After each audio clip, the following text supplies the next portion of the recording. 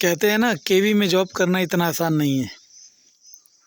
आज मैं जो शेयर करने जा रहा हूँ वो एक दर्द है जिससे हम बिल्कुल छू के बचे हैं। कहते हैं ना, बिल्कुल पास से होते हुए बचे। और पूरी वीडियो देखेंगे तो आपको समझ आएगा और आपको जो एस्पायरेंट है उसको बहुत केवी की वर्किंग के बारे में समझ आएगा। तो होता क्या है, हम लोग हार्ड स्टेशन मांगते हैं क्योंकि आपको बताया था कि हम लोग केरल में थे, तो केरल से हमने सोचा कि हार्ड स्टेशन करके घर पहुँचे। तो हार्ड स्टेशन में जब हमने भरा तो हमने उत्तराखंड ही भरा, क्योंकि हमारा जो पैतृक गांव था वो उत्तराखंड ही है। वैसे तो हम डोमिसाइल उत्तराखंड का ही है, लेकिन रहते दिल्ली में ही है।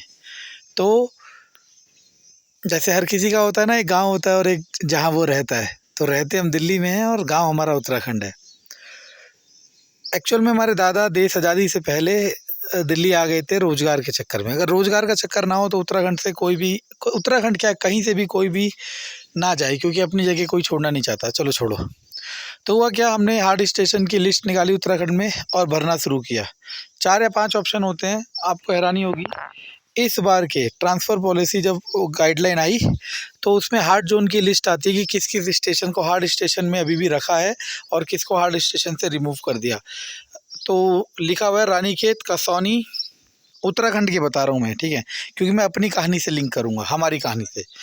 रानीखेत, कसौनी, मुक्तेश्वर, बागेश्वर, गौचर। अगर हमने पहले ऑप्शन में रानीखेत ही भरा था क्योंकि रानीखेत हमारी विधानसभा है, ठीक, हमारे गांव की। दूसरे में कसौनी भरा था। तीसरे में भरा था लैंसडाउन। चौथे में भरा था मसूरी। और ये 5वें ऑप्शन में भरा था जहाँ पे हम हैं, ठीक। तो अब हुआ क्या, आप इमेजिन करके देखो कि अगर हम इस जगह होते, ऐसा बहुतों के साथ हुआ है। अब हमारे 2 साल पूरे हो चुके हैं, अब हो जाएंगे इस साल, ठीक।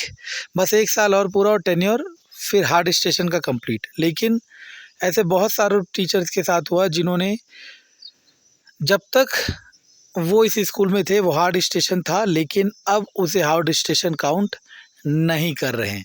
तो ये बहुत दुख की बात है और बहुत गलत बात है, ठीक है ना।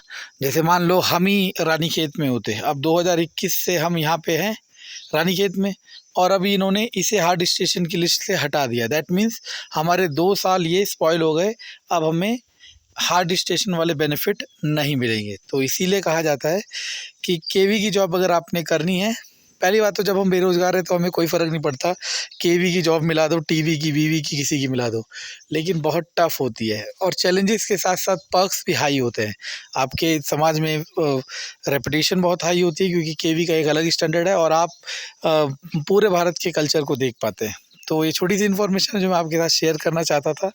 कल 2-3 वीडियो एक साथ हो गई थी तो इसलिए मैंने आज शेयर की। I hope you will like. If you like then like my video and share my channel. Thank you.